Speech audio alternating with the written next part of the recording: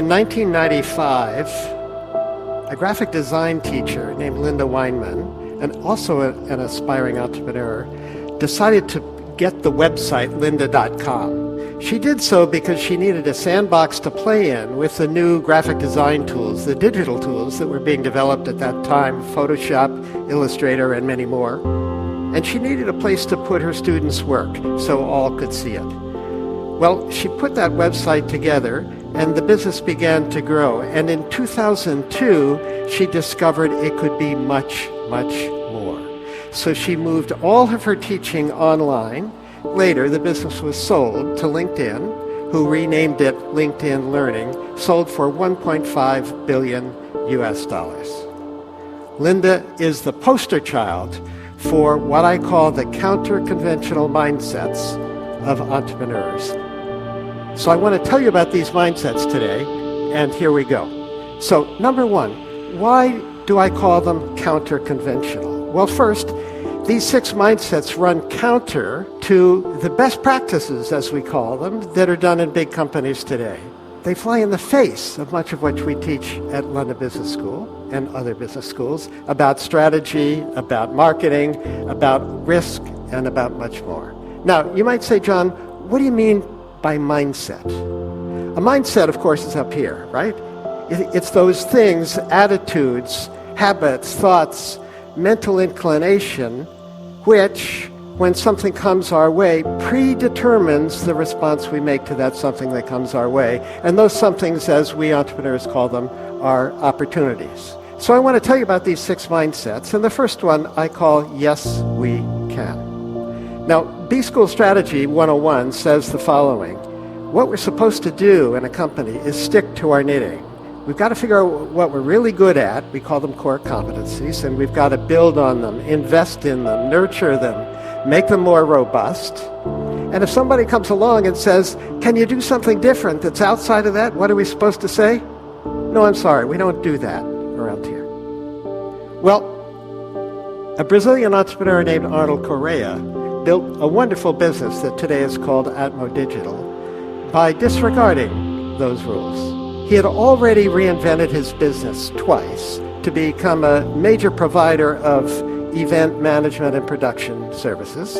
When one of his customers said to him, I have 260 stores scattered all around Brazil, and Brazil is a big country, and I'd like to be able to broadcast training and motivational events to the stores in real time. So Arnold, could we put televisions in the training room of all my stores, and could we build a satellite uplink so we can send all this wonderful stuff to the stores? So what did he say? He said, yes, we can do that, even though he knew nothing about satellite technology, had never operated outside Sao Paulo, but he got it done. Then several years later, some of his other customers, one of them in particular, Walmart, said, well, it's nice that we have all of these television screens in the back room of the store, but wouldn't it be cool if we had them on the sales floor, because then we could run advertising. So when the customer walks down the aisle for detergent, perhaps there's an ad for Procter & Gamble's detergent in that aisle. And what did Arnold say to that request? Yes, we can do that. Over a period of years, Arnold reinvented his business fundamentally 4 different times by saying when a customer wanted something new that lay outside his core competencies, yes, we can. The second one I want to tell you about, I call problem first, not product first logic. So in big companies today, it's all about the products. So when I'm in the US, my family and I have used Tide for many years to wash our clothes.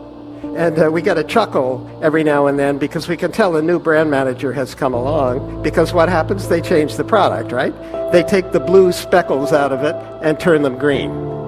And they call it new improved. Is this innovation, guys? I'm not so sure. Coca-Cola, what is there? There was classic Coke, and then there was new Coke.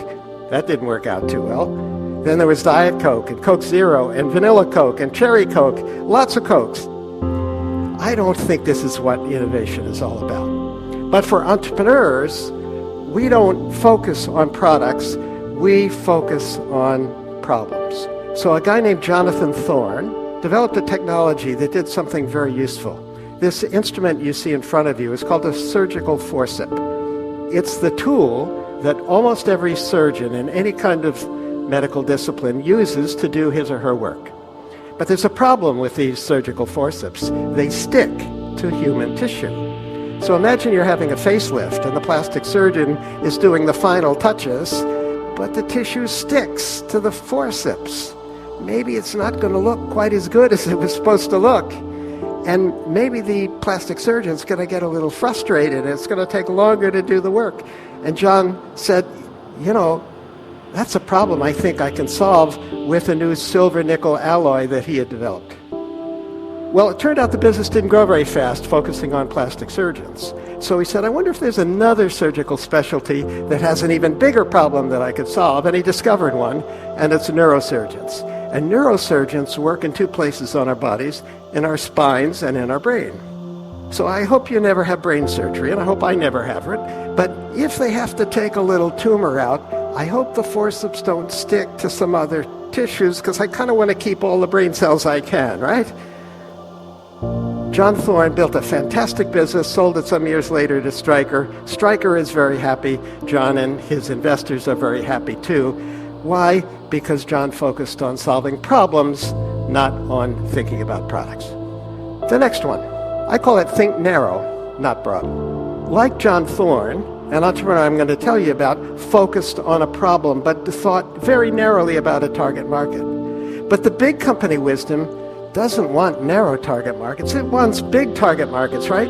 Because you've got to move the needle. Why would a big company mess around with something small? But like John Thorne, Philip Knight and Bill Bowerman, when they founded Nike, a company we all know very well today, had identified a problem, but it was a problem that a very narrow target market had. Phil Knight was a runner, a distance runner, and he could run almost not quite a 4-minute mile, and Bill Bowerman was his track coach. And there's a problem with their shoes, because running shoes in those days were really made for sprinters. And when sprinters train, they run around a track. It's a nice, smooth track. But distance runners don't run around tracks. Where do they run? They run on country paths and dirt roads, and they're always stepping on sticks and rocks. And so they get sprained ankles. And they run mile after mile after mile, and they get shin splints. Well, Knight and Bowerman said, we need better shoes that are made especially for distance runners, especially elite distance runners who really train a whole lot. So we're going to build a better shoe that's going to have better lateral stability, a wider footbed. It's going to have a little more cushioning in it to protect against those shin splints. And by the way, if it's a little bit lighter weight, a few ounces lighter times all the steps in running a mile or a 2 mile or a marathon, it's going to make for faster race times too. So we know what happened with Nike, right?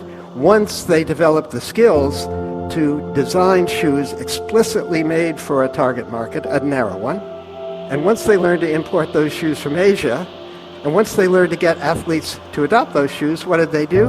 Well, John McEnroe in tennis, Michael Jordan and basketball came next, and we know what the story is with Nike today. They're the global leader in athletic footwear and much more.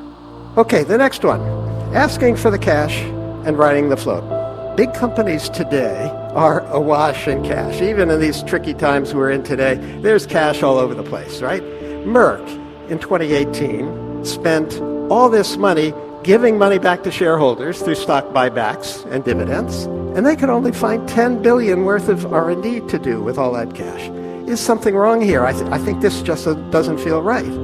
But for entrepreneurs like Elon Musk and the Tesla team, cash is the lifeblood of the entrepreneurial venture. So when Musk joined the Tesla team, he said, well, what's the plan here? And the team had a plan. It was to build a really fancy sports car, make a lot of money from that one, use that money to build a somewhat lower priced car, make some money from that one, and then we're going to build a mass market car that more people can afford.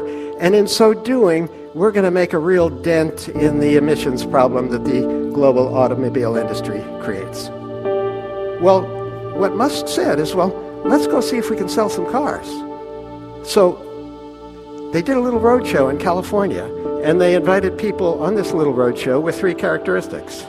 Number 1, they cared about the environment. Number 2, they were wealthy. Number 3, they thought it might be cool to have the next big thing parked in their driveway. Well, guess what? They sold 100 Tesla Roadsters for $100,000 each, cash on the barrelhead, paid tonight. How much? Do the math. How much money they got to start building Roadsters? $10 million US in the bank, in cash, before they had built Roadster number 1. Well, that principle has carried Tesla all the way through its journey. So when they introduced the Model 3 several years ago, nearly 500,000 consumers put down deposits of $1,000 each. Do that math. 500,000 consumers, $1,000 each, $500 million in the bank, in cash, with which to begin doing the engineering, build the tooling, fit out the factory, and more. Wouldn't you like to build your entrepreneurial venture with that kind of business model? Okay, the next one. I call it beg, borrow, but please don't steal. In B-School Finance, we teach our students how to analyze whether a project's any good. So you figure out how much investment you have to do, and then you figure out what the cash flows are going to be going forward year after year after year for 5 years or 10 years or whatever. And then you ask yourself, well, is that return on that investment sufficient? And if the ROI is good enough, then you do the project. That's the idea. But for Tristram Mayhew and Rebecca Mayhew, his wife, who built a wonderful business in the UK called Go Ape, a treetop adventure business, they didn't think that way at all. They said, well, we want to build a treetop adventure business here in the UK. They'd seen one in France that they liked on a vacation. So where can we get some trees? Well, who's got trees in the UK? Well, it turns out the UK Forestry Commission has trees in the UK, lots of them, in all these Forestry Commission sites. And the Forestry Commission was very interested in increasing their visitor count. Well, what better way to increase their visitor count than to have a Go Ape treetop adventure course on their land? So what Tris and Bex essentially did was go to the Forest Service and say, look, or the Forestry Commission, say, look, if you'll give us a chance to build 5 of these and show you that it works, we'd like an exclusive for the rest of them for 25 years. The deal was done. Today there are more than 30 Go Ape adventure sites across the UK. There are a whole bunch of them in the US. And how did that happen? Because they borrowed most of the assets they needed. They borrowed the trees, they borrowed the loos, they borrowed the parking lots, all that stuff. All they had to do was put their kid on the trees. Pretty cool. Now, entrepreneurs and permission are kind of like oil and water. If you're an entrepreneur, you kind of know that, right? But in a big company today, if you want to get something new done, something entrepreneurial, something that's maybe a little different than the norm, you've got to pass it through the lawyers first, because there are a lot of regulations everywhere, and you don't want to do something that's going to land a top exec in jail. So it's really hard to get a yes answer to doing something that's new and innovative, and it takes a long time, but it's really easy to get a no. For entrepreneurs, however, like Travis Kalanick and Garrett Camp, who founded Uber, do you think they would have been wise to ask the permission of the San Francisco regulators, can we start a taxi company without any taxis? No, maybe not, right? Because had they asked, what do you think the regulators would have said? There's no way you're going to do that. That's going to threaten the current taxi industry, right? So entrepreneurs don't ask permission. They just get on with it. Now, I don't condone many of the things that Uber did along the journey, many of them unethical, some of them probably illegal. But the principle of entrepreneurs just getting on with it when the regulations are perhaps ambiguous or haven't sort of considered what could be done today digitally, that's when you get on with it. Okay, so I want to close with 4 questions for you. Question number 1, which of these mindsets are embodied in you today? Maybe 1 or 2 of them already. Question number 2, which of the others can you learn? Are these learnable? I think they are. Question number 3, can you teach these to somebody you work with who has some challenges for which these mindsets might help? And more pertinently today, is there a challenge you face today for which one of these mindsets or a couple of them might help you get beyond the roadblocks you're facing with that challenge? Okay, so there we go. 6 counter-conventional, break-the-rules mindsets that can help anyone, maybe you, change the world.